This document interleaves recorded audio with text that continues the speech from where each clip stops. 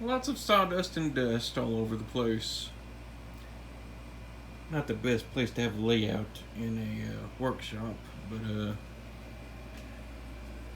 yeah, what are you gonna do? You know, gonna do what I can to clean it up and see if I can get it functional again. I'm sure it still works. Just got a light dusting of sawdust and dust. Just gotta clean it up.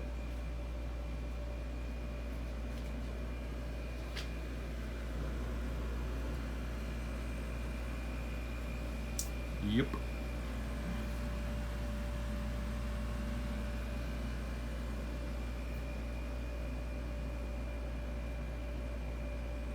Haven't worked on it in years. Let's see if I can make some progress.